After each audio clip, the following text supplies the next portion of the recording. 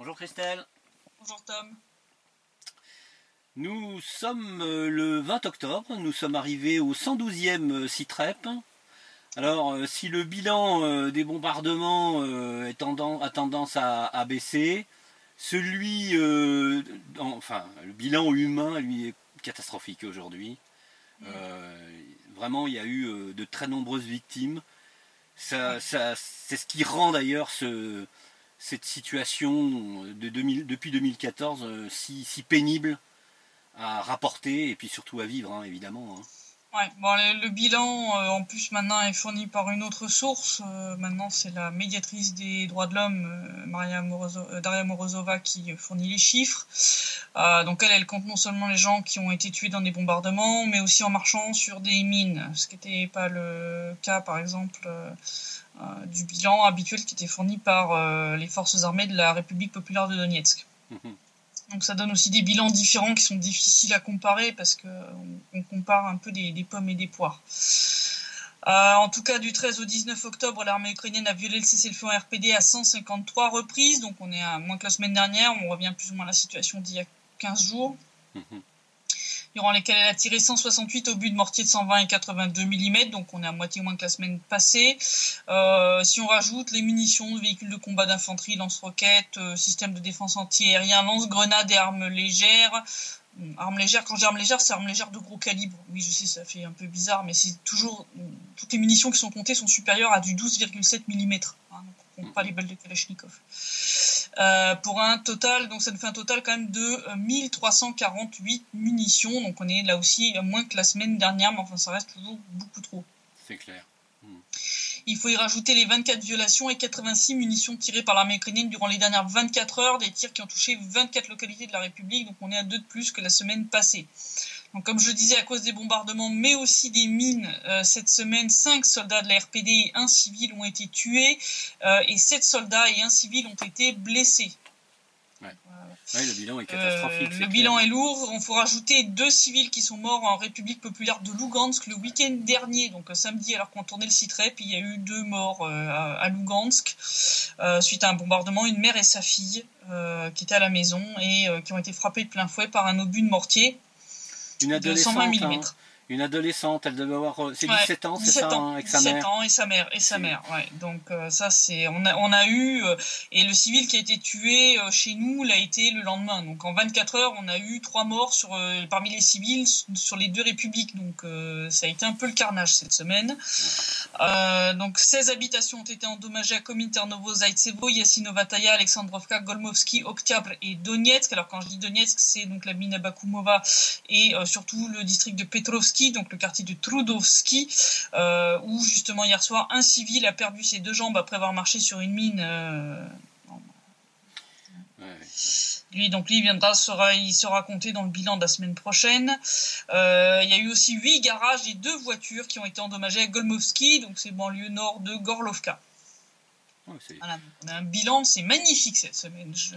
C'est sûr, là c'est des militaires, hein. Les Ukrainiens ils visent des militaires. Hein. Oui, bien sûr, on va y revenir après. En tout cas, je pense pas que ça va s'arranger puisque les services de renseignement de l'RPD ont repéré l'arrivée de 112 pièces d'armement lourd à Mariupol et 2000 tonnes de munitions où ils sont stockés entre autres sur le territoire d'une usine métallurgique pleine de produits chimiques.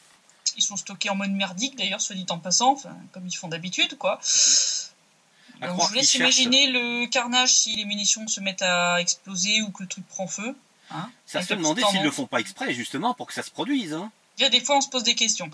En tout cas, le détail des armements qui ont été stockés là-bas est le suivant. 20 chars d'assaut T-80, 50 BTR, 20 mortiers, 14 canons automoteurs de C1 Gvozdika de 122 mm et 8 obusiers des 30 de 122 mm.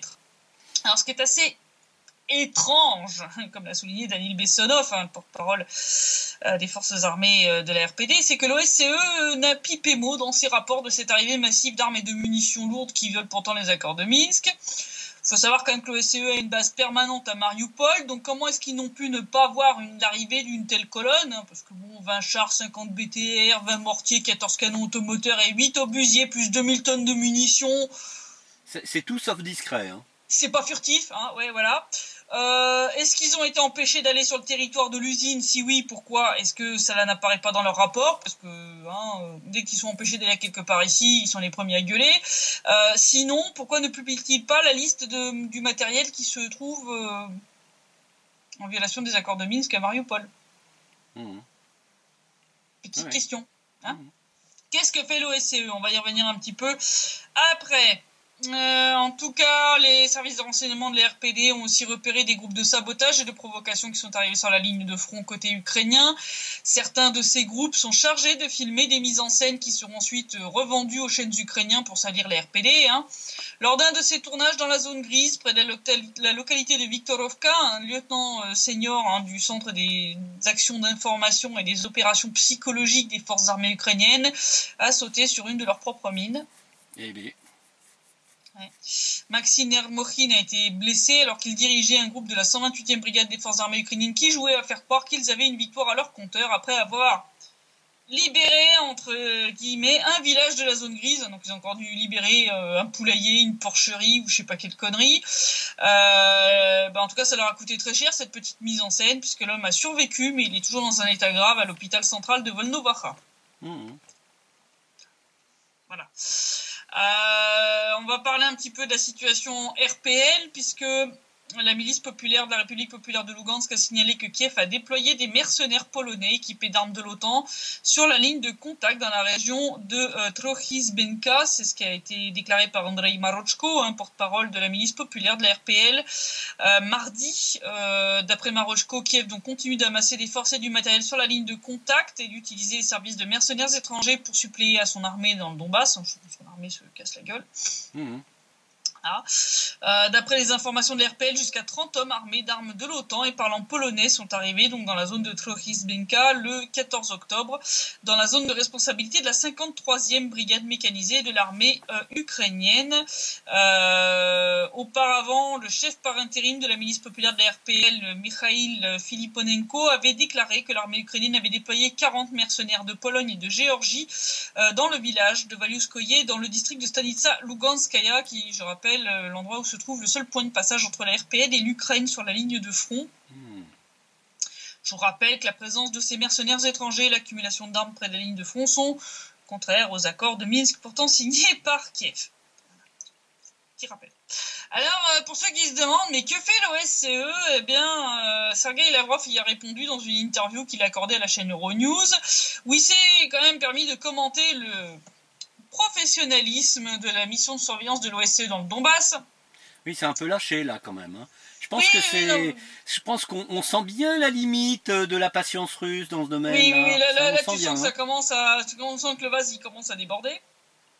Parce qu'il a quand même qualifié la plupart des rapports de l'OSCE de stériles, ce qui est totalement vrai et qui rejoint ce que je dis depuis 2 ans. Donc il a dit, je cite, « Depuis 2 ans, nous demandons à la MSS de l'OSCE de ne pas faire des rapports stériles comme ils le font, c'est-à-dire en une semaine, il y a eu tant d'attaques sur des localités, tant de civils blessés, tant de morts, mais qu'ils disent précisément ce qui se passe, sur quelle partie de la ligne de front, où les bâtiments civils sont les plus touchés, où sont les victimes civiles. » Un tel rapport indiquant les cibles des attaques et les dégâts n'a été publié pour la première fois par l'OSCE qu'en septembre 2017. Non sans difficulté, car le gouvernement ukrainien a essayé jusque récemment d'interdire à l'OSCE de publier ce rapport. C'est ce qu'a déclaré Lavrov. Et si quelqu'un se demande pourquoi l'Ukraine ne voulait pas que ce rapport soit publié, il suffit d'en lire le contenu pour comprendre. Donc Lavrov a cité le contenu du dit rapport.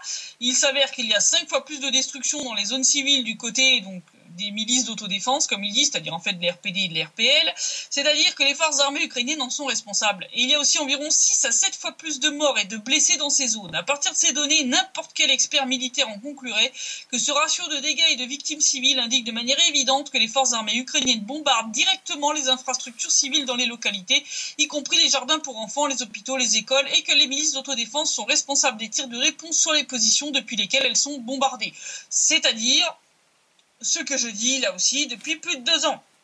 Mais il est en train en plus de confirmer et d'officialiser qu'il s'agit bien des crimes de guerre. Oui, ce sont des crimes de guerre. Je rappelle que tirer délibérément sur des zones civiles, c'est un crime de guerre. que vous touchiez un civil parce que vous tirez sur une position et puis sa maison se trouve juste à côté, ça peut être considéré comme un dommage collatéral. C'est atroce, mais c'est comme ça. Par contre, à partir du moment où vous tirez sur une zone civile à 1 km de la ligne de front, oui, là, c'est plus une erreur, là. C'est plus une erreur, hein, voilà. Bon, donc faut appeler un chat un chat. Et puisque Lavrov, d'ailleurs, en était à parler de professionnalisme, il a comparé celui des journalistes qui travaillent du côté de l'RPD et de l'RPL à ceux de leurs collègues occidentaux. Donc ça aussi, je l'ai gardé parce que c'est quand même croustillant. Hein, parce qu'il a rappelé que de notre côté, quand même, les médias russes et moi-même, et nos collègues aussi d'autres médias multilingues travaillent sans arrêt 7 jours sur 7, 24 heures sur 24. Ils montrent les destructions, le résultat réel des actions des forces armées ukrainiennes. Si nos partenaires occidentaux disent que la Russie et les séparatistes sont responsables de tout et que dès que la Russie le voudra, les accords de Minsk seront immédiatement mis en œuvre et que l'Ukraine les a presque appliqués. C'est ce que certains collègues européens et Kurt Volker, qui représente les États-Unis dans les péripéties ukrainiennes, disent. Alors il n'est probablement pas difficile d'envoyer la BBC, CNN et Euronews de l'autre côté, celui contrôlé par les forces armées ukrainiennes, et de montrer comment les gens vivent là-bas et quel type de destruction il y a dans les zones civiles s'il y en a. J'en ai discuté plusieurs fois avec les journalistes collègues que je connais, il n'y a aucune réaction. Ils me regardent simplement en hochant la tête, mais ils ne font rien. Si Donetsk et Lugansk sont accusés de tout, y compris de comportements agressifs, il serait approprié d'envoyer des journalistes là-bas afin qu'ils puissent travailler honnêtement dans les zones qui seraient violemment attaquées par les combattants des milices d'autodéfense. Pendant toutes ces années, la BBC et d'autres n'ont envoyé leur groupe là-bas qu'une ou deux fois, et c'était tout. Ouais. Je pense que personne n'aurait pu mieux mettre les points sur les i que M. Lavrov, c'est effectivement ça. Que ce soit les équipes de Vice ou d'autres chaînes à scandale, ils viennent une fois tous les 36 du mois pour nous pondre une petite merde en disant qu'on bombarde, qu'on machin, tu vois rien. Enfin, je veux dire, c'est n'importe quoi. Je veux dire, nous on travaille tous les jours. Non, mais ça veut dire une chose, c'est qu'ils savent très bien qu'il y a pratiquement aucun dégât. Et comme je dis, quand il y en a, ce sont des zones qui sont très très proches de la ligne de contact, et souvent parce que les soldats ukrainiens s'installent juste à côté des habitations pour tirer. Ils installent leurs canons, leurs tanks, je rappelle, le fameux coup du scandale de l'OSCE avec la nana de l'OSCE qui est en train de taper la papote avec des soldats des forces armées ukrainiennes à Avdiivka qui avaient installé leurs tanks juste au pied des immeubles. Oui. Entre les immeubles, il y avait un groupe d'immeubles, ils étaient en plein milieu. Ils étaient en plein milieu. Donc vous imaginez, ils tirent depuis là. Si nos gars tirent pour faire stopper les bombardements, ils ont quand même une bonne chance sur 2 de toucher des civils. Bah oui. Je veux dire, faut quand même... donc à un moment, nos soldats sont confrontés à un choix. Soit ils laissent nos civils se faire massacrer, soit à un moment, ils répondent pour faire taire les tirs avec le risque de toucher des civils de l'autre côté. C'est ça quand même qu'il faut dire. Et que j'aimerais bien que l'OSCE se mette à dire un petit peu honnêtement. Ouais.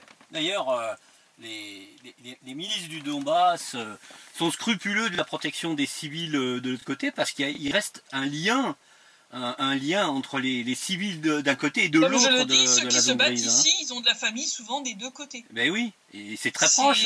Ils ne vont pas tirer sur leurs cousins, leurs cousines, leurs frères, leurs sœurs, leur mère, leur grand-mère. Je veux dire, vous vous rendez compte un peu de ce qui est sorti. En tout cas, ce que Lavrov a sorti confirme ce que j'ai moi-même souvent dénoncé, c'est-à-dire le caractère abscon et lénifiant des rapports de l'OSCE qui refuse d'appeler un chat et qui renvoie les deux parties dos à dos sans vouloir voir ou en faisant semblant de ne pas voir qu'il y a une grande différence entre les violations du cessez-le-feu commises par les deux parties, leur nombre, les cibles visées et les destructions et victimes civiles de chaque côté. Il y a quand même une différence fondamentale entre tirer à répétition sur des écoles, des hôpitaux, des transformateurs électriques, des jardins pour enfants, des stations d'épuration ou de pompage de l'eau et tirer sur les positions depuis lesquelles ces tirs sont menés pour faire cesser les destructions et les victimes civiles. Et pour vous aiguiller, dans le premier cas, c'est l'armée ukrainienne, dans le deuxième, c'est les nôtres. En refusant de voir cette différence fondamentale, l'OSCE et les médias occidentaux font le jeu de Kiev et donnent une légitimité au tir de l'armée ukrainienne en arguant que l'autre côté tire aussi. Il faudrait quand même que les rapports de l'OSCE sortent de ce standard lénifiant qui est en vigueur depuis le début de la mission et qu'ils indiquent enfin clairement de quoi chaque partie est responsable de manière précise.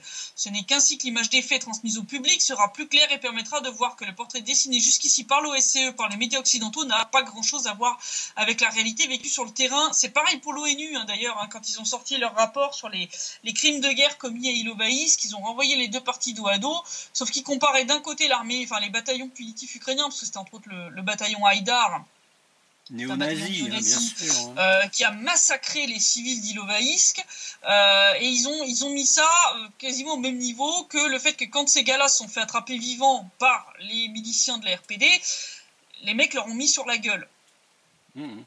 D'accord. Ouais, c'est un peu logique. Tu viens de voir peut-être ta grand-mère, ta cousine ou ta sœur, tu viens de retrouver son corps mutilé dans le village quand mutilé, etc. Enfin, tu tombes après sur les gars qui ont les perpétrateurs, ceux qui ont fait ça.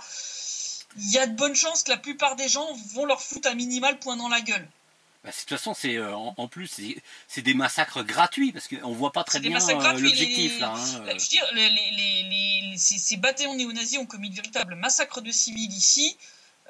Mettre dos à dos comme ça les deux parties en disant oui mais les deux parties ont fait des crimes de guerre. Non mais comparez ce qui est comparable. Donc comparer un massacre de civils innocents en masse dans un petit village par l'armée d'un pays qui est reconnu internationalement, qui est membre de l'ONU, qui a signé la Charte des droits de l'homme, la Convention de Genève et le reste, et vous me comparez ça avec des miliciens qui, quand ils tombent sur les gars qui ont tué gratuitement des civils, dont certains sont des membres de leur famille. Je rappelle qu'à bataille d'Ilovaisk, il y avait entre autres des gens comme le défunt commandant Givy, qui était originaire de là, donc sa famille se trouvait sur place. Donc j'imagine s'il a trouvé une cousine, sa grand-mère ou autre tuée par les gars d'Haïdar, il a pas dû leur offrir des bonbons, quoi, tu vois. Enfin, on rappelle qu'Haïdar c'était un commando, un bataillon néo-nazi. C'est un petit peu comme si l'ONU essayait de disculper un bataillon de Waffen-SS par exemple. Oui, mais voilà. C'est comme si après Oradour-sur-Glane, les Waffen-SS s'étaient fait choper par des maquisards et qu'on allait reprocher aux maquisards de leur avoir tapé sur la gueule, quoi. Oui, la comparaison est assez judicieuse. Bon, effectivement. Je pense que c'est assez parlant pour tout le monde. On va revenir sur l'histoire de l'Église orthodoxe, puisque donc suite à la décision complètement délirante du patriarcat œcuménique de Constantinople, donc de continuer pour accorder l'autocéphalie et puis de se mêler de ce qui ne le regarde pas en Ukraine, l'Église orthodoxe russe a rompu la communion eucharistique avec Constantinople, donc ça c'est ce que j'avais dit qui allait se passer. C'est ce qui a été déclaré par le métropolite Hilarion, donc qui est le président du département des relations ecclésiastiques extérieures du patriarcat de Moscou. Donc le Saint-Synode s'est réuni et a rendu le 15 octobre son verdict. Donc ils ont pris la décision de rompre complètement la communion eucharistique et donc toutes les relations avec le patriarcat de Constantinople. Donc ça veut dire qu'en fait les prêtres de l'Église orthodoxe russe ne vont plus mentionner dans les liturgies, etc., le patriarche de Constantinople, et que les orthodoxes du patriarcat de Constantinople ne peuvent plus aller communier dans les églises de l'Église orthodoxe russe, et réciproquement. Donc le métropolite Hilarion a bien insisté sur le fait qu'il s'agissait d'une décision forcée, et que le Saint-Synode de l'Église orthodoxe russe ne pouvait pas prendre une autre décision puisque toute la logique des récentes démarches du patriarcat de Constantinople y conduisait. Donc en fait, c'était justifié par le caractère complètement anticanonique des décisions de Constantinople. Ils ont décrété que à partir du moment où une église sort du droit canon et donc se met en fait en état d'hérésie, ils ne peuvent plus continuer à maintenir la communion avec une église hérétique. Parce que sinon, ça veut dire qu'ils cautionnent cette hérésie. Mais apparemment, l'Église orthodoxe de Constantinople risque d'avoir d'autres ennuis. Il semblerait qu'une petite Église orthodoxe turque... il a décidé de les poursuivre en justice. Voilà. Oui, l'Église orthodoxe turque a décidé de les poursuivre en justice, donc on va voir ce que ça va donner. Plusieurs églises, comme celle de Serbie, se sont déjà dressées vent debout contre la décision de Constantinople. Ils ont appelé à faire marche arrière, en gros, tant qu'il en était encore temps. Donc, ce qui est assez bizarre en plus, c'est que de son côté, le patriarcat de Constantinople et son hiérarque à Paris, l'archevêque des églises orthodoxes russes en Europe occidentale, eux, ils vivent en pleine féerie, en plein déni de réalité, parce qu'ils considèrent qu'ils sont toujours en communion eucharistique avec l'église orthodoxe russe, malgré la décision de cette dernière.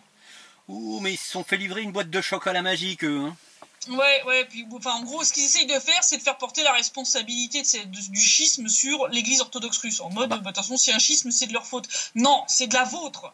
C'est de la vôtre. Vous êtes sortis complètement du droit canon. Vous êtes tombés en hérésie. Point. Il n'y a même pas à discuter. Je veux dire, Voilà, donc ils ont continué dans leur délire. Oui, nous sommes toujours en pleine communion avec toute l'Église orthodoxe. Le patriarcat œcuménique n'a pas rompu la communion avec le patriarcat de Moscou et continue de le mentionner selon l'ordre des diptyques, ce qu'a indiqué l'archevêché sur son site internet. Et c'est un communiqué qui a été publié le lendemain de l'annonce de l'Église orthodoxe russe. Donc non, faut arrêter d'écouter ces crétins. C'est n'importe quoi. Non, la communion a été rompue. La communion a été rompue. Point. Je veux dire, ils pouvaient essayer de mettre ça sur le dos de l'Église orthodoxe russe. C'est pas l'Église orthodoxe russe qui a décidé de se mêler de ce qui la regarde pas et de foutre de la politique ultranationaliste dans des affaires religieuses où ça n'a rien à faire. La photo russe, c'est Made in Washington, hein. C'est pareil, hein. Ils utilisent la même rhétorique. La même technique. On va parler un petit peu de la situation en RPD, RPL. Puisque Denis Pouchiline, chef de la RPD, donc par intérim, a annoncé que les salaires du secteur public seront augmentés de 10% à partir du 1er novembre 2018. Il a été suivi dans la foulée par la RPL, qui va faire de même. Allô, c'est là qu'on voit que les deux républiques marchent de mieux en mieux ensemble. Hein. Il a déclaré qu'il est réaliste d'augmenter les salaires des travailleurs du secteur public de 10% dès le 1er novembre. La décision, cette augmentation, ça a été rendu possible grâce au fait qu'ils ont réorganisé le système fiscal, que la production locale a augmenté, qu'il y a de nouveaux débouchés pour les produits fabriqués en République populaire de Donetsk, mais aussi le renforcement du secteur manufacturier et les recettes budgétaires qui résultent de tout ça, ont permis de poursuivre ce travail qui vise à améliorer le niveau de vie des citoyens. Comme l'a dit Pouchiline, donc les autorités de la RPD ont coopéré activement avec les dirigeants de la RPL sur ces questions, donc ce qui s'est reflété dans le fait que la RPL a dit la même chose, je crois, le jour même ou le lendemain. Donc, je crois que tout ça va permettre de rassurer un petit peu ceux qui craignaient un virage ultralibéral de la politique de la République après la mort d'Alexandre Zakharchenko. Histoire de rassurer un peu tout le monde, Pouchiline a tenu à réaffirmer sa volonté de continuer la politique sociale de son prédécesseur. Donc, il est prévu de continuer l'augmentation constante et systématique des prestations sociales de l'État destinées aux citoyens. Pour lui, il a rappelé que c'est la pierre angulaire de la politique intérieure de la RPD. Il a rappelé qu'en 2018, les retraites ont déjà été augmentées par 2 fois. Donc là, c'est vrai que les salariés étaient un petit peu à la traîne. C'est vrai que jusqu'ici, c'était les allocations pour les enfants, les retraites, etc., qui avaient été régulièrement augmentées. Mais c'est vrai que les salaires n'avaient pas encore suivi. Donc là, c'est pas mal. Mais enfin, allô Macron, parce que dans le même style en France, c'est plutôt l'inverse. C'est plutôt l'inverse, en tout cas, Pouchiline a souligné qu'il est prévu de continuer ces augmentations à l'avenir. Donc il a dit que pour lui, il était crucial de renforcer les garanties sociales en investissant dans les personnes. Et donc, comme je l'ai dit, la RPL a décidé de procéder à la même hausse à la même date. Donc, ce qui montre bien qu'il y a une coordination qui s'est mise en place entre les deux républiques. Donc c'est plutôt du positif. Ça c'est clair que c'est une très très bonne chose. Autre point bénéfique aussi pour l'économie, c'est la diminution radicale des assises sur les produits pétroliers qui va être divisée par 3. Par 3.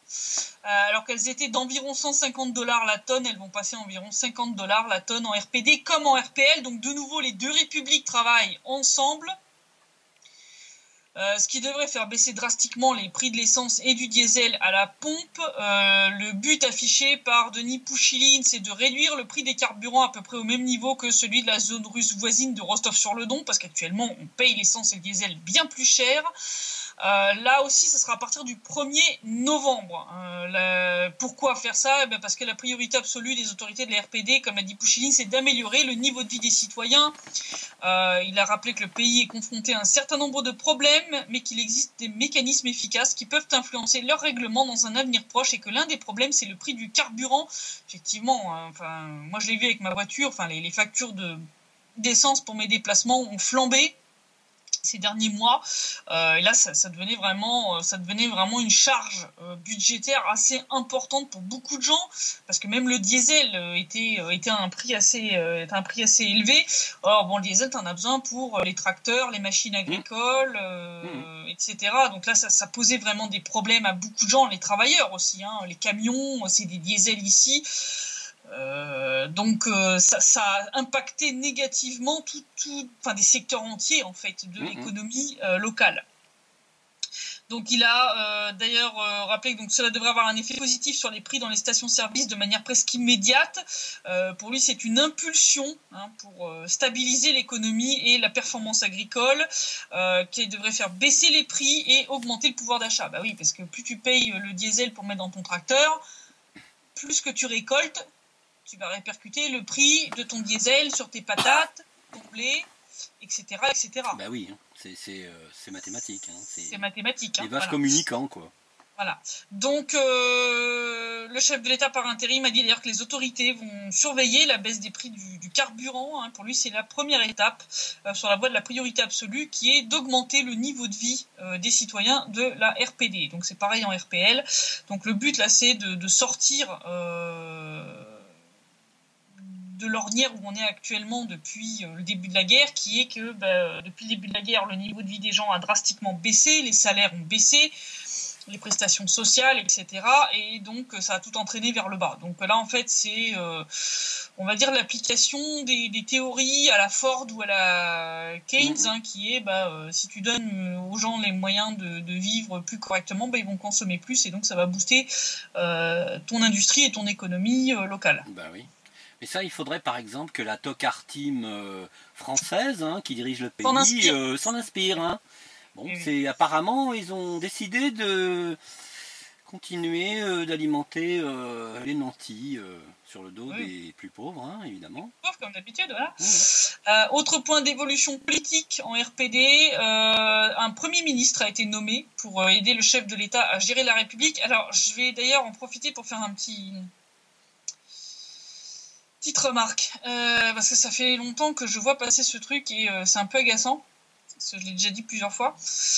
Donc je remercie d'ailleurs Roman, qui est un Russe, qui m'avait corrigé à l'époque où moi je faisais cette erreur-là, et qui m'a indiqué qu'en fait, Zakharchenko comme Pouchiline ou Pasechnik n'ont pas été et n'ont jamais été des présidents. Pouchiline n'est pas président de l'RPD, Zakharchenko n'était pas président de l'RPD, Pasechnik n'est pas président de l'RPL, Plotnitsky n'était pas président de l'RPL. Les chefs de l'État ici, comme dans la très grande majorité des républiques d'ailleurs autonomes de la Fédération de Russie, en fait on s'est calqué sur le modèle des républiques autonomes de la Fédération de Russie, ont des chefs de la République. Glava Respubliki. En russe. Glava Respubliki. C'est la tête de la République. On va traduire ça de manière... chef de la République. Alors, pourquoi j'insiste là-dessus ? Parce qu'en russe, il y a un titre de président, qui est détenu par Vladimir Vladimirovitch Poutine. Au sein de la Fédération de Russie, vous n'avez pas un président de la République de Crimée, vous avez un chef de la République de Crimée qui est Sergueï Aksionov. Ramzan Kadyrov n'est pas président de la République de Tchétchénie, comme beaucoup de médias français se plantent joyeusement, il est chef de la République de Tchétchénie. Pareil pour la République de Bouriatie, la République de Bashkirie, le Bashkortostan, etc., etc., etc. Donc, ce serait bien que les gens arrêtent de parler de président. Le président dans le monde russe, c'est le titre de présidient, c'est Poutine. Les chefs des autres républiques, d'ailleurs l'Ossétie du Nord par exemple, c'est un chef de la République. C'est pas un président de la République d'Ossétie du Nord, c'est un chef. Donc Pouchiline n'est pas président, il est chef de la République. Pasechnik est chef de la République. Aksionov est chef de la République de Crimée, etc., etc., etc. Donc merci d'arrêter de les appeler présidents, ils sont pas présidents, ils sont chef de la République. On va organiser une interro et puis on verra bien qui a suivi. Non, mais sincèrement, parce que c'est important, parce que ça peut paraître un peu dérisoire, mais les titres sont importants. Les titres sont importants. Parce que président ne correspond à rien en fait. Pour les russophones, ça ne présente aucune similitude, ça n'est que occidental, quoi. Voilà, donc il y a un titre de président qui existe, comme je l'ai dit, Poutine est président, oui. Российской Fédération, président de la Fédération de Russie. Mais dans les autres républiques autonomes qui font partie de la Fédération de Russie. La Crimée, comme je l'ai dit, la Tchétchénie, le Bachkortostan, la Bouriatie, la Ossétie du Nord, la RPD, la RPL. Nous n'avons pas de président, nous avons des chefs de la République. Voilà. C'est une différence. Voilà, c'est plus ou moins équivalent, mais le titre officiel n'est pas le même. Si vous regardez les titres en russe, vous allez voir le terme de président a un équivalent russe, c'est président. Les autres, ce sont Glava Respubliki, donc chef de la République. Donc voilà, s'il vous plaît, corrigez le truc parce que c'est un peu agaçant. Je veux dire, bon, quand je vois ça dans les médias occidentaux, ça me gêne pas trop. Quand je vois ça des fois dans la bouche de certains pro-russes, c'est un petit peu agaçant de les reprendre sans arrêt. Donc puisque moi j'ai eu quelqu'un qui m'a corrigé une fois, je me permets maintenant de transmettre cette information à d'autres pour que d'autres ne fassent plus l'erreur. Donc voilà. Donc quand vous parlez de Pouchkine, de Passechnik, d'Aksionov ou de Ramzan Kadyrov, ne dites plus président, mais chef de la République. Ok. Et donc, un nouveau poste qui a été créé en RPD et qui n'existait pas, c'est celui de Premier ministre. Donc c'est vrai qu'avant, le chef de la République, c'était un peu, en fait, c'était le président en fait du Conseil des ministres. Donc en fait, c'est un espèce de super Premier ministre. En fait, c'est pour ça que c'est un chef de la République. C'est un espèce d'hybride entre le président et le Premier ministre, en fait. Là, on a découplé les deux postes. Parce que Pouchkine a estimé qu'il avait besoin d'aide pour gérer la République, parce qu'il a considéré que la quantité de travail à accomplir par le gouvernement est tellement énorme qu'il y a besoin d'un Premier ministre pour déléguer certaines tâches. Finalement, c'est Alexandre Ananchenko, qui était vice-président par intérim du Conseil des ministres, qui a été nommé à la fonction de Premier ministre par intérim. Alors pourquoi je dis par intérim? Parce que on attend les élections. Donc pour l'instant, ils sont par intérim. Ce dernier a été remplacé dans ses anciennes fonctions par l'ancien maire de Donetsk, Igor Martynov. La tâche principale du Premier ministre par intérim sera la sphère économique et industrielle en particulier. Donc Pouchkine a expliqué ça de cette façon. Il a dit « J'ai décidé de diviser les responsabilités du chef de la RPD et du président du Conseil des ministres. Je conserve mes fonctions de chef intérimaire de la RPD, tandis qu'Alexandre Ananchenko a été nommé Premier ministre par intérim. C'est un professionnel chevronné. Nous travaillons ensemble depuis plus d'1 an. Nous nous connaissons très bien. Je dirais, nous nous entendons bien. Pour lui, c'est un vrai patriote et un professionnel. Et ses tâches principales vont être de s'attaquer aux problèmes existants dans l'industrie et la production industrielle. Pour Pouchkine, le chemin à parcourir est encore long et il pense que cette coopération sera fructueuse et qu'elle profitera à la RPD. C'est clair que depuis que Pouchkine est à la tête de l'État, ça n'arrête pas. On a des lois qui sont votées, des oukases qui sont décrétées de manière extrêmement régulière. Toutes les semaines, il y a quelque chose. Toutes les semaines, ils passent des nouvelles lois, ils essaient d'améliorer des trucs, de régler des problèmes, etc. Enfin, franchement, il est actif comme chef de l'État. Je sais qu'il y a beaucoup de gens qui avaient un petit peu peur de la personnalité de Pouchkine, mais je pense qu'il va être efficace. Je pense que ça va aller vers un mieux, je pense. Si on regarde un petit peu de manière diverse d'autres news, donc il y avait le club Valdai là, cette semaine en Russie, 15e édition de ce club de discussion internationale à Sotchi. Bien sûr, Vladimir Poutine y était présent comme chaque année. Il s'est lâché un peu aussi, lui aussi. Ah oui, il s'est même bien lâché d'ailleurs. Il a sorti des trucs sur l'usage de l'arme nucléaire par la Russie, entre autres, qui étaient assez gratinés. Mais il a aussi commenté la situation en Ukraine. Il a mis en garde les autorités ukrainiennes en disant d'éviter d'agir comme Mikhail Saakashvili en Géorgie. Donc pour ceux qui n'ont pas suivi l'histoire en 2008, il leur a dit en gros, si vous voulez pas suivre le même chemin et ne pas perdre de territoires nationaux, évitez de suivre son exemple. Voilà, parce qu'il a quand même, il a avoué, espéré que Kiev ne suivra pas l'exemple de Saakashvili, dont la politique a mené Tbilissi à perdre une partie de ses territoires. Il dit ça, mais sans illusion, parce qu'il sait très bien. Non. Il avait adressé les mêmes avertissements à Saakashvili en 2007 et 2008, et on a vu ce que ça avait donné. Il a dit, je cite, aujourd'hui les autorités ukrainiennes ne font pas que pousser la situation dans l'impasse, elles mènent une politique anti-étatique et anti-populaire, tout comme Saakashvili le faisait à l'époque en Géorgie lorsqu'il a attaqué l'Ossétie du Sud. En raison de ses actes criminels, la Géorgie a perdu d'importants territoires, c'est la conséquence des démarches de Saakashvili, c'est le résultat de son travail.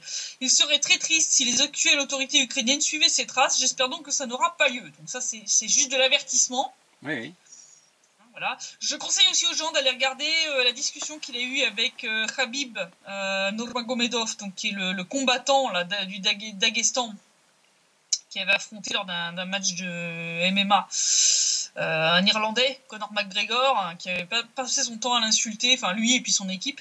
Et donc après le match, bon, il l'a mis minable, hein, déjà pour commencer, il a mis l'Irlandais minable, il l'a vaincu par soumission. Et ensuite, il a sauté la barrière de l'octogone du ring, en fait, et il allait taper sur la gueule d'un des membres de son équipe qui avait passé son temps à l'insulter, lui et son père. Donc le père de Khabib, qui est aussi son entraîneur. Et donc ils ont eu une petite discussion entre Poutine, Khabib et son père. Bon, Poutine lui a dit, bon, faut éviter d'en venir là quand même. Mais il a glissé quand même un petit truc pour dire, mais si nous étions tous provoqués, on pourrait tous aussi faire de même et puis sauter la barrière vers l'extérieur et aller venger la provocation. Hein, je cite comme ça de tête, j'ai plus exactement le texte sous les yeux, mais allez regarder. Il y a eu une traduction en français par Russia Today. Bon, ça c'était pas destiné à Khabib. Ça, oui, c'est clair. C'est une nation internationale. Chaque mot de Poutine est pesé, hein, donc. Pesé, voilà. Donc là, c'est clair que il commence à donner des avertissements. Donc concernant la doctrine nucléaire, hein, il a dit, de toute façon, on utilisera l'arme nucléaire que si nous sommes attaqués. Mais que les gens se rendent bien compte que nous, on sera des victimes, donc on ira au paradis. Et puis ceux qui nous ont attaqués, eux, ils crèveront d'avoir eu le temps de se repentir et ils finiront en enfer. Oui.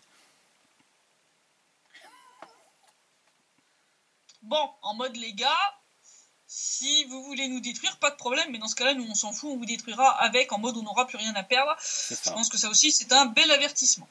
Pendant ce temps-là, à Kiev, ou plutôt à Washington, hein, le père Kurt Volker, lui aussi, doit abuser des chocolats magiques. Oh là là. C'est effarant parce que, évidemment, je sais de quoi tu vas parler, donc, mais on se dit, ils vont au fond, ils creusent au fond.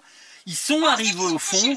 Ben non, ils creusent encore. Et ben voilà. Donc, ils vont finir par trouver du pétrole, puisque en fait, Volker propose de resserrer encore les sanctions contre la Russie tous les mois ou tous les 2 mois. Non mais comme s'il n'y en avait déjà pas assez. Hein, dans le contexte de la situation en Ukraine. La Russie n'a rien à voir avec la situation en Ukraine, mais c'est pas grave. Oh oui, ils s'en foutent. Hein. Je veux dire, même si les gens étaient au courant, l'opinion publique commence d'ailleurs à être au courant, grâce en partie à Tessitrep, que les raisons pour lesquelles les sanctions ont été décidées contre la Russie n'a rien à voir avec le Donbass, puisque elle n'est pas partie prenante, la Russie, dans le Donbass. Hein. Contrairement à la désaccord de Minsk. Et donc il a dit que les États-Unis ont l'intention de durcir régulièrement les sanctions contre la Russie. Hein, donc c'est ce cher Kurt Volker qui, pour ceux qui n'ont pas suivi, est le représentant spécial du département américain pour l'Ukraine. Il a déclaré ça à une conférence de l'Atlantic Council, hein, donc c'est en fait le think tank de l'OTAN, quoi, oui, à Washington. Il a indiqué que dans ce contexte que les États-Unis travaillaient en étroite collaboration avec leurs alliés en Europe en vue de maintenir les sanctions anti-russes. Il a déclaré fermement croire en l'efficacité des sanctions et en voir des preuves en Russie.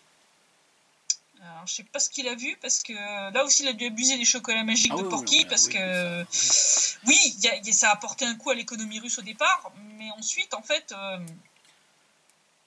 vous l'avez boosté. C'est ça. Ils ont rendu. Il faut être débile, hein, pour avoir pris des décisions comme ça, mais la Russie a réussi, parce que bon, ils avaient quand même un chef qui était suffisamment conscient de la situation. Poutine a boosté le secteur agricole russe, qui fait que maintenant, sur bien des plans, elle est indépendante. En fait, agricole et industriel. Donc en fait, ils ont remplacé les importations par de la production locale, et donc en fait, ils ont développé leur économie.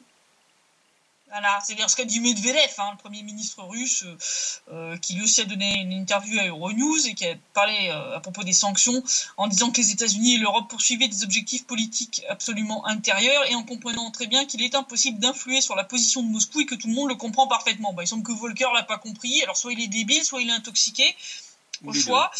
En plus, il a souligné que les échanges russo-américains n'étant pas très importants, le monde des affaires américains ne souffre pas vraiment des sanctions anti-russes, ce qui n'est pas le cas des entrepreneurs européens et des agriculteurs européens, parce que je rappelle qu'entre autres, les agriculteurs français souffrent quand même très largement des sanctions et surtout des contre-sanctions russes. D'ailleurs, lors du Club Valdaï, Poutine a reçu les remerciements d'un fromager russe pour les sanctions qui ont permis à son secteur de se développer en Russie. Et Poutine lui a dit de remercier les USA. Oui, c'est ça. Ouais. Les agriculteurs français devraient vraiment se rendre compte que leur pire ennemi, c'est les États-Unis, et c'est aussi les pouvoirs publics français et européens qui prennent des décisions stupides. Comme des bons petits caniches, qui suivent comme des bons petits caniches, au lieu à un moment de prendre leur indépendance et de dire aux USA fuck you. Je veux dire, à un moment, de toute façon, les USA sont lancés dans une surenchère débile en termes de sanctions. Ils sont en train de sanctionner toute la planète, donc au bout d'un moment, en fait, ils sont en train de détruire complètement en fait la valeur du dollar et ils s'en rendent même pas compte. C'est là ils vont plonger. Je veux dire, la seule chose qu'ils vont pousser à faire, c'est ils vont pousser tous les pays sanctionnés à se dédollariser au maximum. Et donc en fait, ils sont en train d'auto-saborder leur monnaie, quoi. L'épisode du Nord Stream 2 est d'ailleurs caractéristique de tentative des Américains de forcer les Européens à acheter du GPL, du gaz pétrole liquéfié. Et puis en plus, le problème, c'est que, comme l'ont souligné beaucoup de gens, le problème de ce truc-là, c'est que, ils disent oui, il faut assurer l'indépendance énergétique de l'Europe, mais l'Europe ne serait pas plus indépendante énergétiquement dépendante des États-Unis qu'indépendante de la Russie. Absolument. C'est même juste pire. Que tu changes de maître, tu vois. Puis en plus, c'est pire parce que déjà, il faut construire des infrastructures qui n'existent pas pour décharger. Et à notre charge. Déjà ça va coûter très cher. En plus, c'est pas pratique du tout, parce qu'en fait, t'es obligé de faire venir par bateau, parce qu'on n'a pas de gazoduc qui passe sous l'Atlantique aux dernières nouvelles. Donc, en termes de rapidité, entre le moment où tu passes commande et le moment où tu reçois, c'est pas la même que quand tu as un gazoduc où il suffit d'ouvrir un peu plus les vannes et puis t'envoies plus de débit dans les tuyaux. Bah oui. Je rappelle que l'hiver dernier, quand il y a eu un gros besoin, à un moment, quand il y a eu une grosse vague de froid surprise en Europe, et aux heureusement États-Unis que c'était du gaz russe qui arrivait par les gazoducs. Parce que la Russie, en 24 heures, a débloqué le gaz nécessaire pour que l'Europe ne se pèle pas le jonc. Voilà. Mais donc, même il faut quand même un peu réfléchir de manière pragmatique. Mais même les États-Unis, il y a eu une vague de froid, ils ont mis 2 ou 3 semaines à faire venir du gaz de Russie par bateau. Oui. Voilà. C'est débile. En plus, le prix du gaz américain est bien plus cher que le gaz russe. Donc, je veux dire, vous mettez tout ça bout à bout, à un moment, il faut arrêter la russophobie et il faut être pragmatique. Sans compter la dangerosité potentielle du GPL américain, parce qu'on sait pas ce qu'ils ont mis dans les produits qui ont permis d'extraire ce GPL. Souvent, c'est des gaz de schiste, etc. Puis bon, en plus, c'est du gaz de schiste, c'est du gaz dégueulasse, enfin, vraiment... Bref. Donc voilà. Donc voilà un petit peu la situation. Donc là, il semble que le FMI va donner quelques milliards à l'Ukraine, parce que là, ils étaient en train de dire, écoutez, soit vous nous aidez, soit on plonge. Donc comme ils peuvent pas se permettre de perdre leur mise, ils vont faire encore une énième entorse à leurs règles. Et Kiev va augmenter le prix du gaz de 25% ou un truc du genre. Donc, ils vont être contents, les Ukrainiens, cet hiver, quand ils vont voir tomber la facture. Ils pourront pas se chauffer. Et quand on connaît l'hiver ukrainien, c'est pas l'hiver aux îles Marquises, Non, pas vraiment, non. Donc ça promet des trucs intéressants. De toute façon, ils vont continuer la descente aux enfers, comme tous les pays qui se sont retrouvés entre les mains du FMI. C'est la tiers-mondialisation accélérée. Voilà, je dis, c'est la somalisation du pays. Voilà, puis pendant ce temps-là, les RPD, les RPL continuent leur intégration avec la Fédération de Russie, leur travail en coopération pour se développer économiquement, et puis l'Ukraine, elle continue de plonger, c'est bien, voilà. Donc, voilà, situation à suivre. Donc que les gens ne s'inquiètent pas de voir si... là, j'ai pas publié hier, je risque de ne pas publier pendant quelques jours, à part le CITREP, parce que il y a un bon gros virus qui est en train de circuler, on est en train tous de tomber malades, et c'est mon cas. Ben oui, tu nous as permis d'avoir un CITREP malgré ton état fébrile. Là j'ai fait le site-rep parce que je tenais absolument quand même à ce que vous ayez un minimum d'informations pour la semaine. Ouais, là faut que je me repose parce que vraiment il y en a besoin. Donc vous affolez pas. Et donc je te dis normalement hein, la semaine prochaine, sauf imprévu, Avec peut-être un déplacement ouais. ou autre de ma part. On va voir parce que bon bah là. La crève, je la traîne depuis un bon petit moment, donc c'est aussi pour ça qu'il n'y a pas eu beaucoup de reportages ces derniers temps. J'essaie quand même de récupérer un petit peu, donc je vais peut-être ressortir de nouveau pour refaire des reportages sur le terrain, donc il est peut-être possible, je ne sais pas encore si je serai connecté à Internet samedi prochain ou pas, donc ne vous affolez pas si vous ne voyez pas de site rep, tout va bien. Pas d'affolement. Et donc, soit la semaine prochaine, soit dans 15 jours. En tout cas, merci Christelle, parce que tu as fait un réel effort, plus que d'habitude encore, pour nous donner ce site rep. On te souhaite, je crois que c'est tout le souhait de tous ceux qui nous regardent, de prompt rétablissement, de bien te soigner et de prendre soin de toi, parce qu'effectivement, on a besoin de toi pour avoir toutes ces informations, et puis d'un point de vue humain, de toute façon. Ouais. Voilà, donc merci Christelle, Merci. et à samedi prochain. Ouais. Bonne soirée. Merci, bonne soirée, au revoir.